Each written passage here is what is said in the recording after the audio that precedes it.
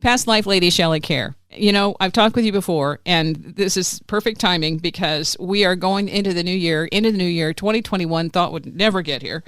Okay, now since I've talked with you last, and we've talked about the healing and the different types of modalities that you do, the past life lady, that's what you're known for, is doing regression therapy and all that good stuff. We're going to go a whole different direction. I wanted to talk with you originally about past lives with pets, and I had that bookmarked. I was like, yes. And then when I'm getting ready to talk to you, I have this connect on Facebook from somebody who does tours to Egypt.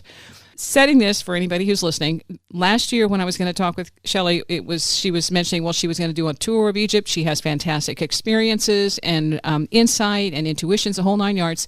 And so for me to get this out of the blue, I have not in any way, shape, or form been Googling, which, would tag you, Egypt or anything like that. And all of a sudden I get this. So, Shelley, I think maybe that's a clue that we're going to go a different direction. Are you good with that?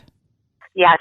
We're just happy that we're having a new year. Yes, it's a new direction. Okay. And as I'm looking at the clock, when we pre-tape stuff, it's 111. I'm thinking, well, okay, here we go. And 2021, we're kicking off. The thing is, you also had, as many have throughout this year, an encounter and got waylaid by COVID.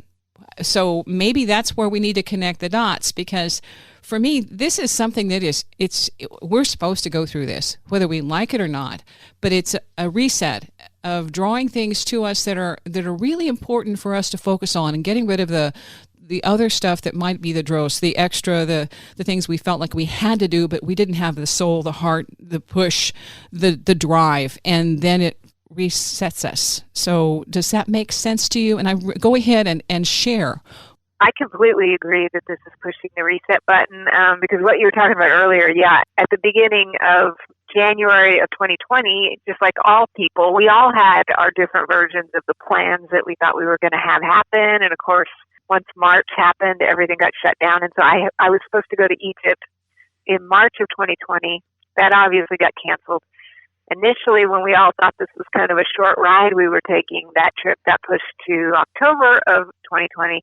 Then it was spring of 2021, and now it is tentatively set for October of 2021, so we'll see how that goes. Then meanwhile, my Past Lives with Pets came out in May, and this was right when we were all really going, holy guacamole, this stuff is real, and this is really shutting everything down. It was very overwhelming for everyone at that time. And so I was kind of in shock, just like everyone else. I didn't know what to do. I was going, okay, I had a schedule, now I don't know what I'm doing. So after I got through being shocked, I started, I had a group of students from my Facebook page. I have a private Egyptian energy healing Facebook group. And they said, they wanted to take some classes on the weekends. And so this turned into some annual subscribers. And we basically decided that every month they were going to receive a certification in a different one of the techniques that I have developed. Mm-hmm.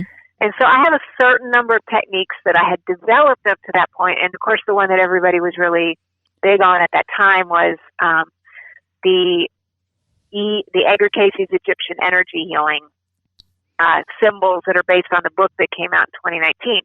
That was the book I was supposed to go out on tour with last year. That didn't happen.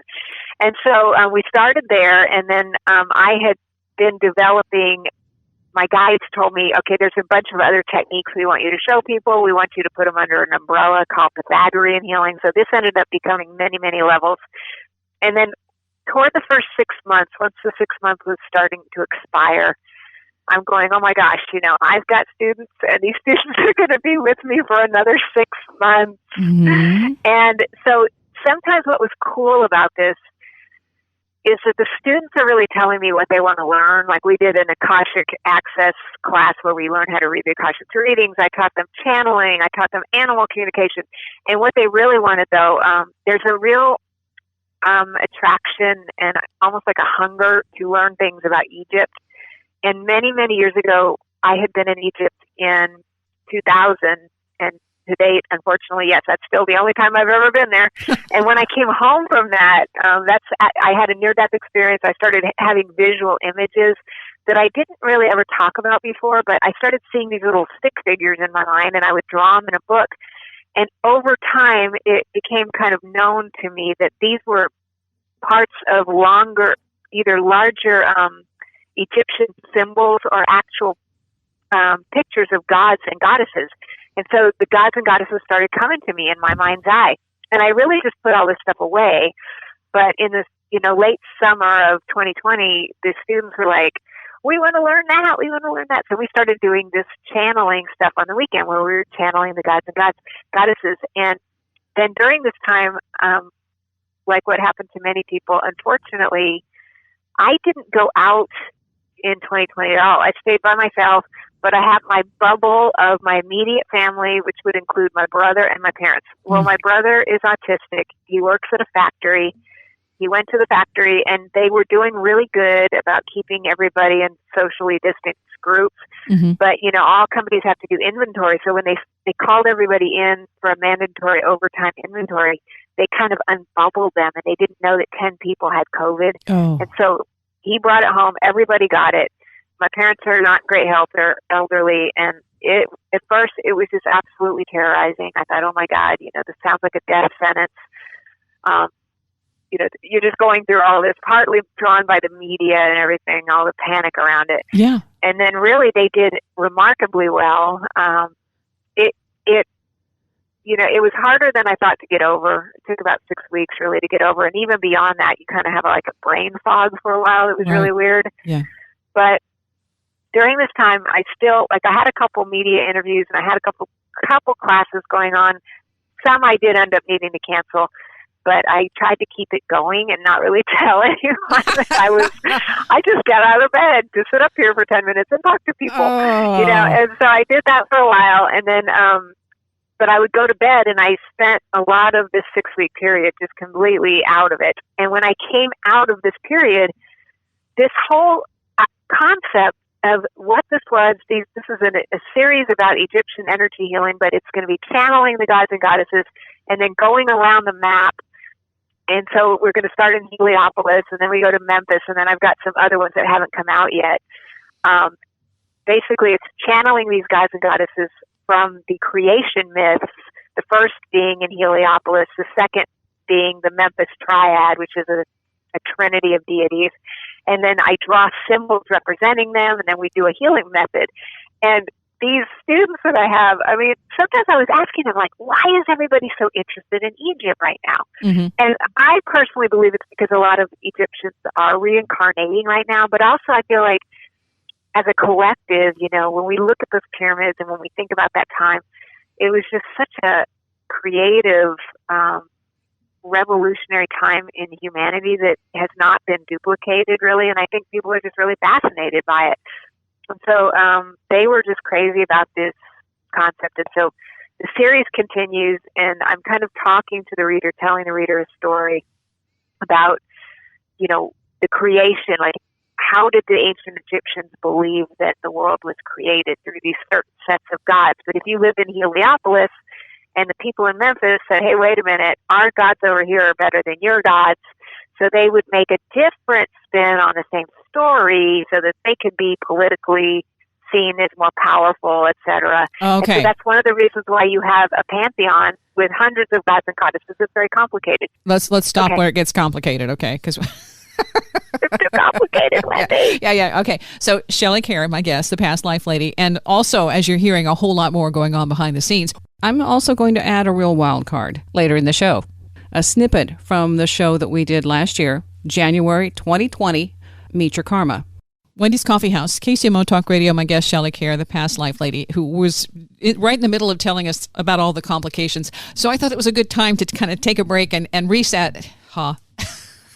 The theme. Yes, we are back in our Zen now. Yes. So, okay, there's this ongoing thing with religions, mine's better than yours. And, to go forward, we've got to get beyond that. We are all humans on this planet, and this planet really, I think, requires us to start working in a collaborative way to restore the stuff that by hook or by crook, we've just kind of made a mess of our sandbox. So this is, I think, what it's about with this kind of stuff that you're doing, trying to get people to refocus on a lot of their intuitive knowing and their own energy and upgrading that. So the complications started with how many gods? Oh, my gosh. It seems, as I started going down the rabbit hole to study this. It seems that if you lived in a village across the way and I lived in this village over here in ancient times in Egypt, you're still very separated from the people who are really, in our modern times, they're not very far away because we can get in our car. But in ancient times, that would have been like being on the other side of the world. And so different belief systems just began emerging around different parts of Egypt. And so the series is going to take people into these different areas, and I think it'll awaken aspects of their past lives that perhaps had not thought about before, like not just this collective, oh my gosh, I'm obsessed with Egypt, but maybe this is the area that I might have lived in, and just kind of learning, like you said, to tap into our own inner wisdom, because you're right about what you said at the beginning of the show, is that we have been given a big cosmic reset button here for a reason, and I think everybody is being asked to go within, to find the answers within, and to just be for a while.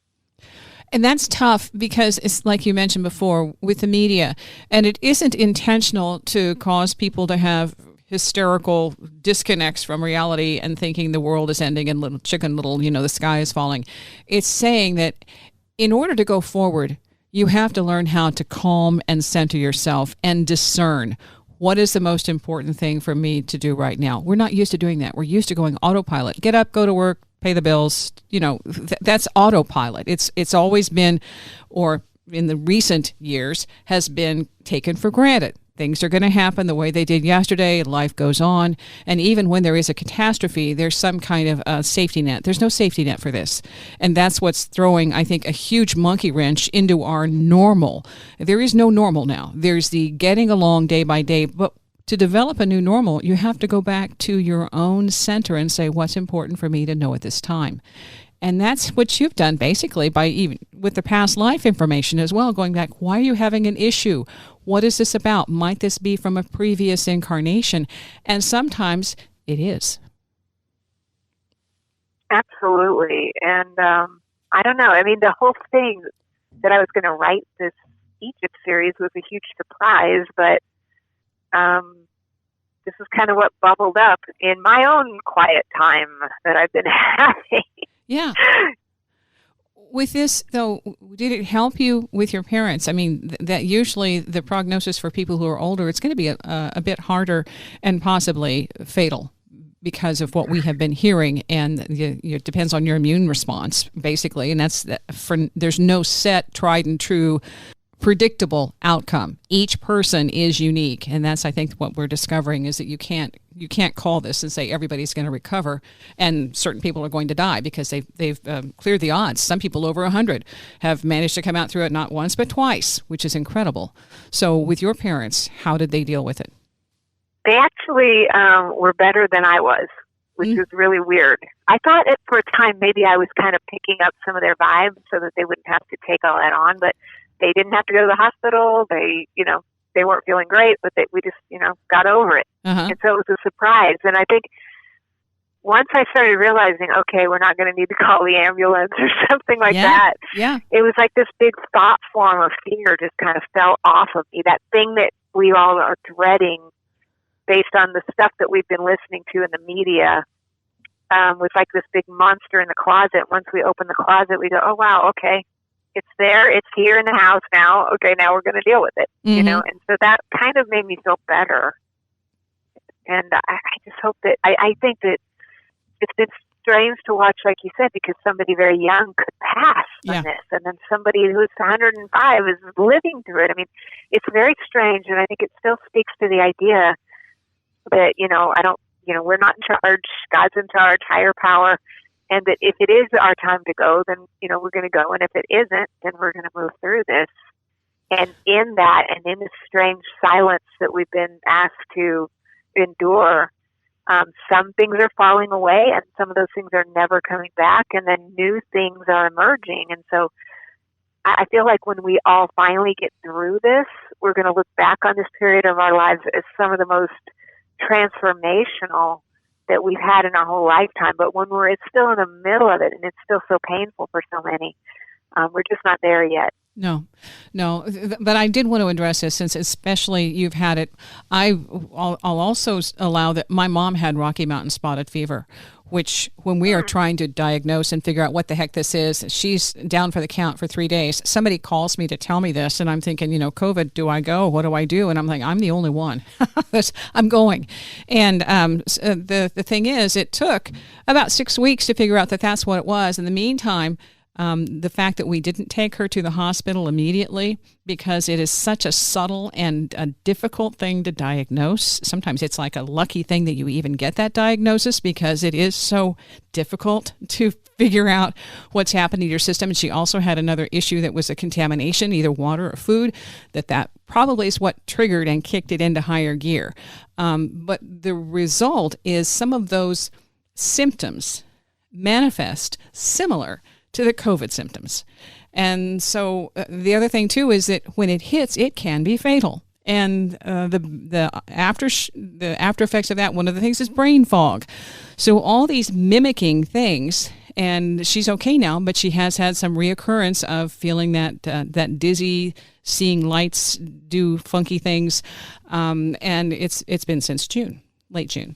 And so the thing is, I was going back to if we had taken her to the hospital at that time, we couldn't because it was a holiday time and the schedules were off. We waited. They might have missed that diagnosis because of that. She was tested for COVID. And of course, just the one test came up negative, but all these kinds of things in the middle of all of this uncertainty. And when everything is flaming, COVID, and then mom decides to get something totally unique and yet mimicking, there's a whole lot of angst that's going on right now where in a way we're almost jumping at shadows. Did you feel that way when you were trying to get through this and all of a sudden, it lands in your lap and you're diagnosed and you have COVID? I definitely felt like that because the first thing that you think, and I'm a positive person like you are, but I'm like, oh my God, we're all going to die. Or maybe not myself, but I thought, oh my God, my parents are going to die. Yeah. And I'm thinking, oh my gosh. And then I went through, I guess, people probably know about like the stages of grief and things. Like at first I was denying that it was happening. Then you're angry and then you're bargaining. And so finally I just realized, okay, well, they're not getting that sick. Thank you, Jesus. I just felt so grateful. I'm still grateful that we made it through that. But I'm also, I guess in a way, it sounds weird, but because I've had cases in the past where I've gotten sick and then had to go to bed for a while and come out, like you said, like with a big reset button and got a whole new fresh idea about life. And so I feel like I'm kind of glad in a way that I got it because the fear of it to me was almost worse than the thing itself. Yeah. Like I went skydiving on my 40th birthday because I thought I need an attitude adjustment. And so when you're in the plane, you're thinking, oh my God, this sounds horrible. And I got in first because I was thinking, great, I'll be able to be the first one out so I don't have to think about this too long. No, I was at the back of the plane. I had to watch everyone else go before me.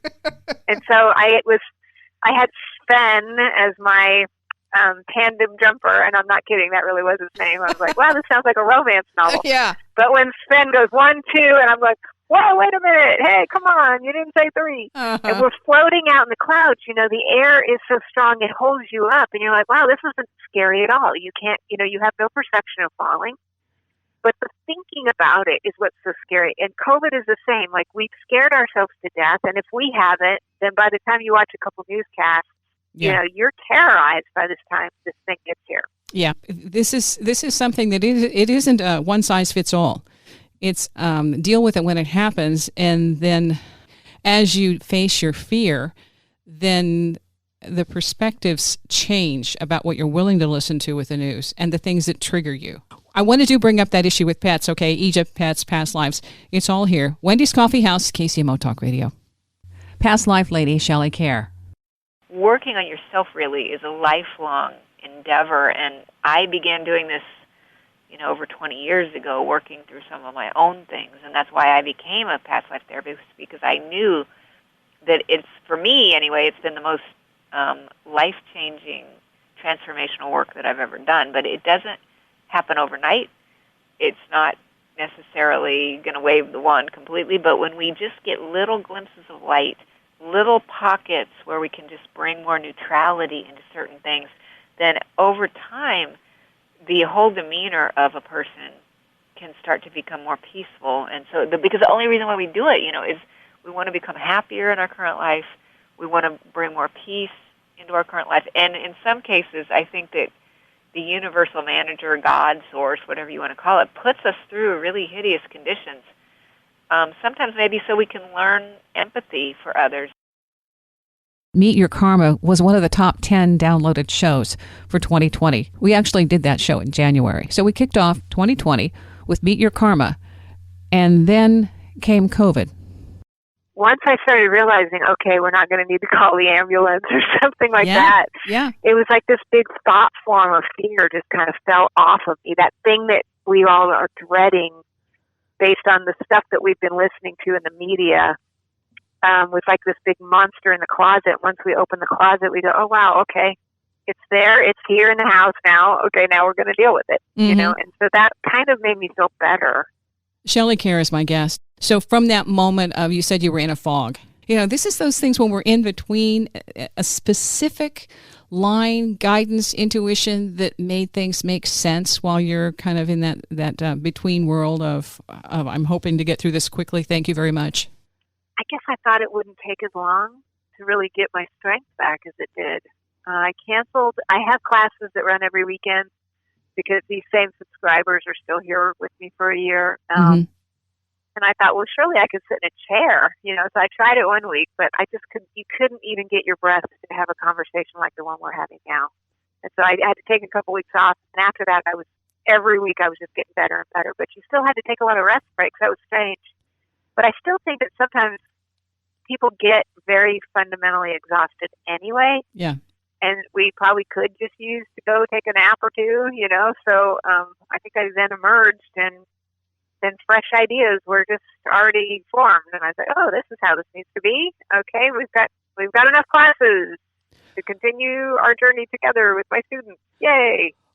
Well, and when we set this up to talk about pets, and you say, oh, that was so long ago. And I'm thinking, so long ago? And you say, well, it came out in May. Hello.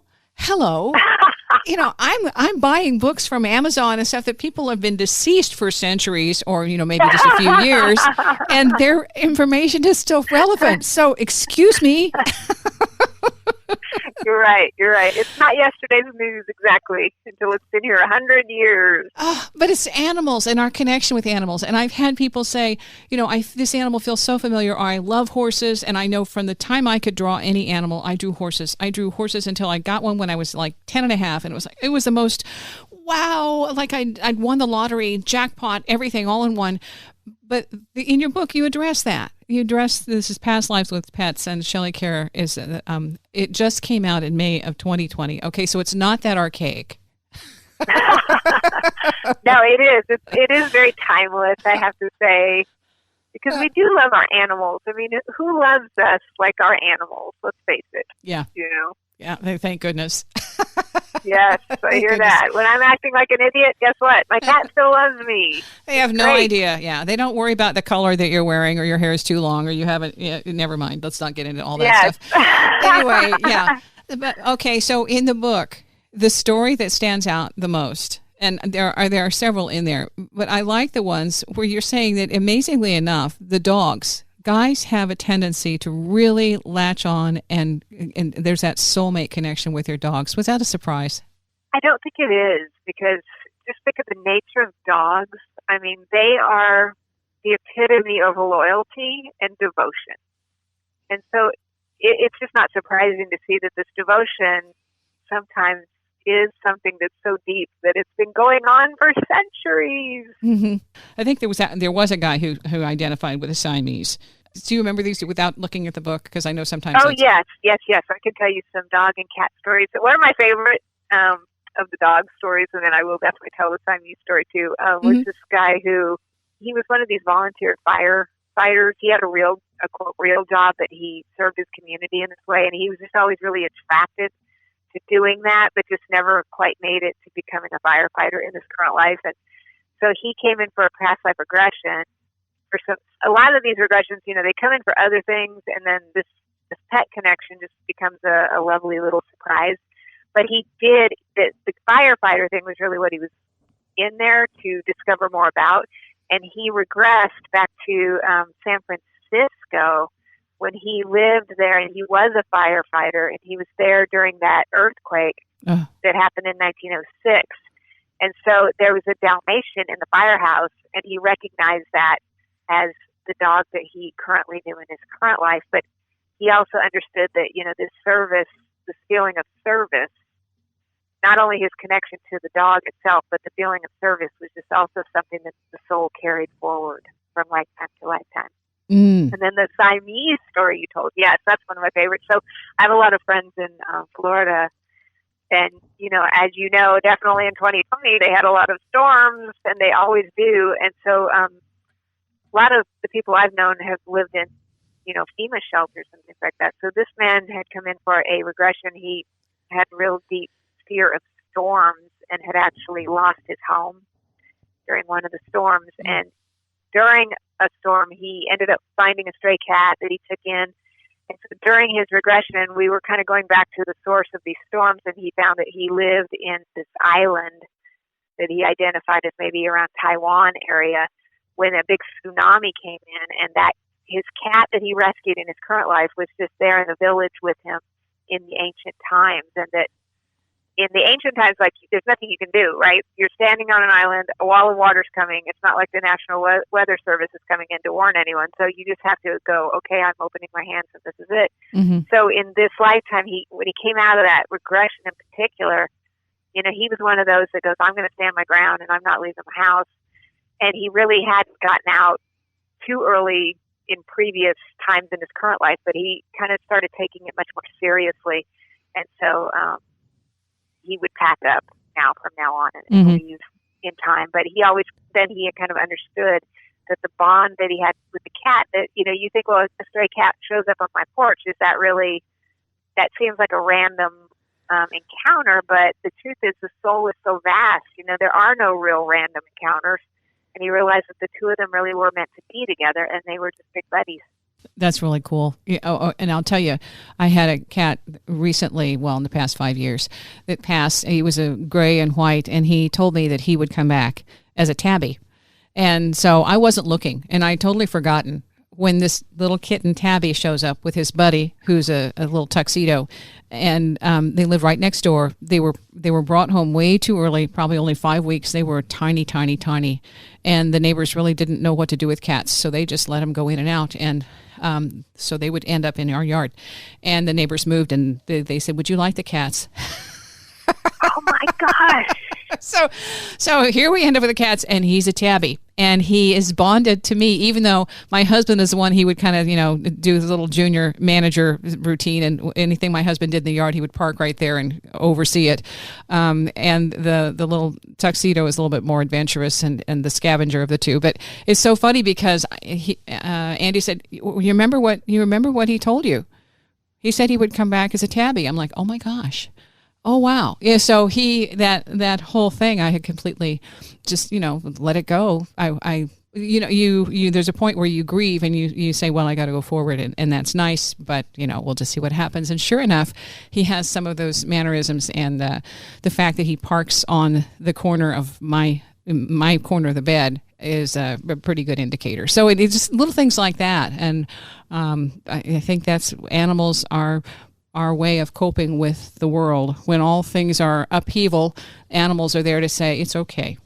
In terms of what's going on right now, Egypt, bringing that back into the stars, I want to, we kind of glossed over that, how that relates to the other 4 books that you've written. So we'll come back and get into the stars. That sounds great. Wendy's Coffee House, KCMO Talk Radio.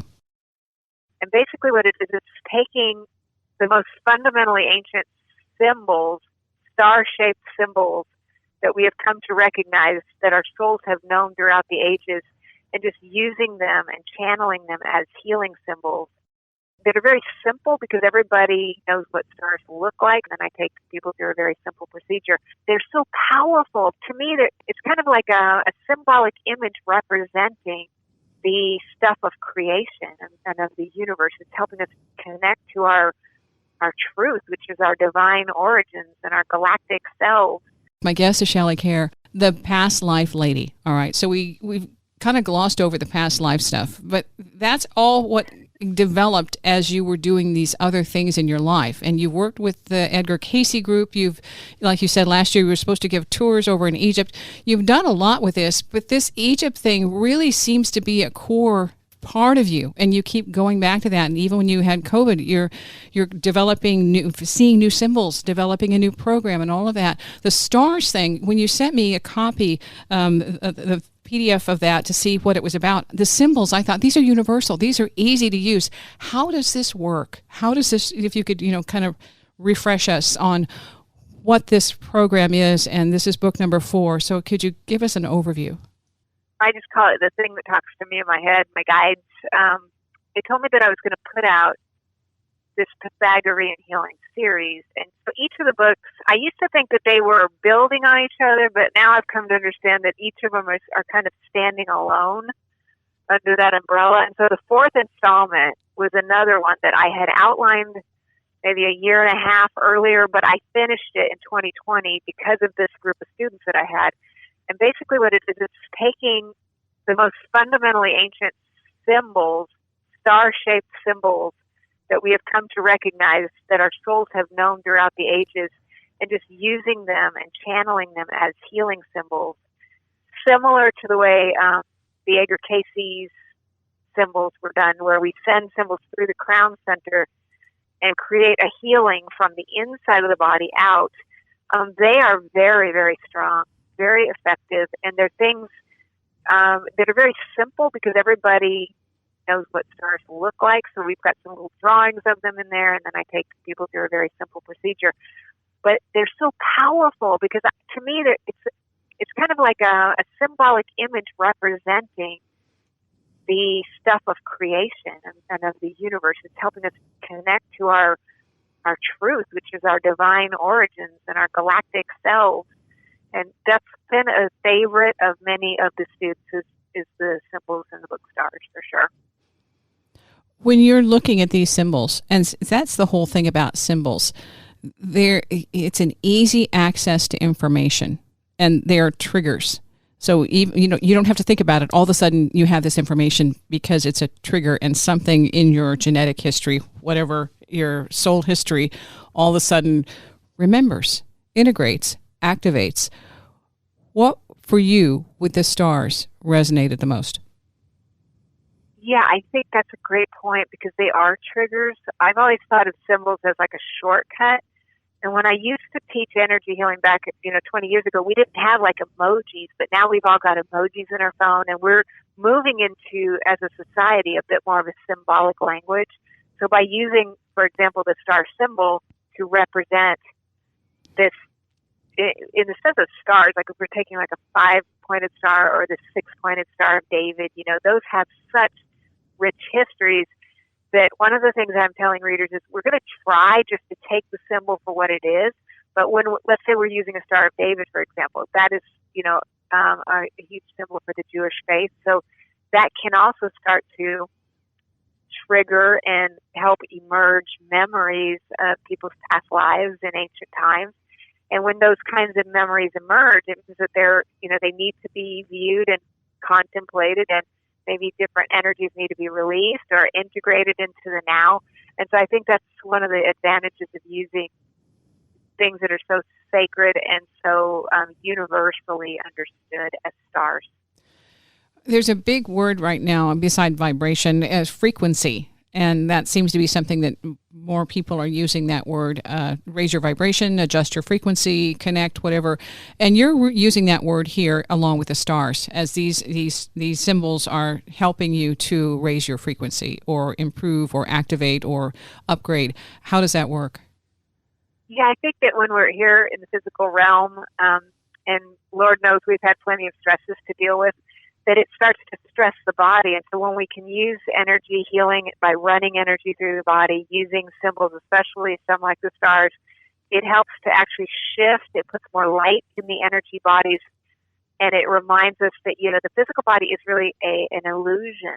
And so we start to get more in touch with the actual soul aspects of ourselves, lightening the consciousness, and becoming more fluid and more flexible, because the more fluid and flexible we can be as we're raising our frequency, then we kind of ride the waves and go along with the changes that are in the outer world. We're not getting slammed to the ground by them. We're just becoming part of the universe, which is in constant motion and constant flux. So as we're going through 2021, where do you see this heading? Oh my gosh. I think at the very, very beginning of the year, we were all like, yay, we're getting 2020 out of here. Woo! You know, I feel like there was a tendency to want to just, okay, we're going to turn the light switch on, and all that stuff that we had to leave behind in 2020 was going to be gone. And obviously we've seen now that isn't quite exactly how this thing's going to go down. I feel like we're still being asked to be just very calm, very patient, as we just move through the steps that it's going to take to get us out of this thing and back to where we can get together again. And I think it just continue, like what you said earlier, just to find the center within ourselves. You know, we can all talk about all the things that we can't do right now, but what about the new things that we can? I think that platforms like Zoom and different ways that people are trying to connect right now are a godsend that we certainly wouldn't have had in the old days. And so we just got to make the best out of what is and just hold the vision that, you know, we're going through all these changes for a reason, because at the end of there's a light at the end of the tunnel. It may be still a ways off, but we're getting there and we're working our way towards something better, Wendy. Yeah. It's something that we all want. I know it. I feel it. I think so. And it isn't a cakewalk, that's for sure.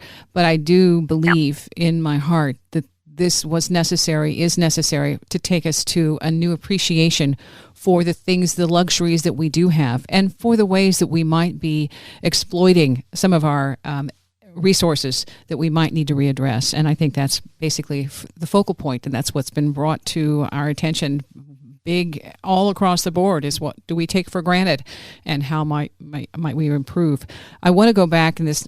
I actually want to make this part one and go into a part two, because I want to go back and deal with what came up this year. The very first thing that the news was talking about, the media, people were adopting animals. The shelters were cleared out because of all of a sudden people had time. They were at home, and the shelters were like, oh my gosh, they hadn't seen anything like this ever. Going back to, there will be a lot of issues about grief.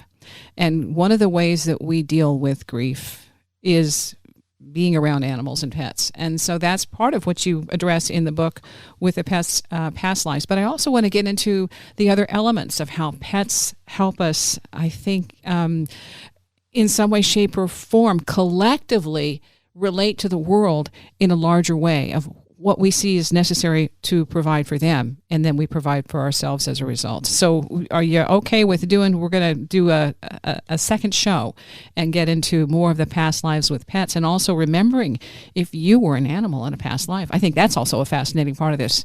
What do you think? Yes, let's do this. See, you always say yes, all right? So that's good. I'm glad you recovered. Yay! Yes. Okay, so we're going to continue with a few more elements from the book, Past Lives with Pets, because everybody relates to animals, whether you've got a bird, a chicken, a cat, a dog, whatever, hamsters, all sorts of animals. I've had them throughout my life, horses. I love them all, and in so many ways, I wish I could have been better for my pets. So we're working on that now. Shelley Kaehr, my guest, the Past Life Lady, and your books are available through Amazon. And what's your website again? So people, it's pastlifelady.com, right? That is correct. pastlifelady.com. We'll be back with Shelley Kaehr and part two, Wendy's Coffee House, KCMO Talk Radio.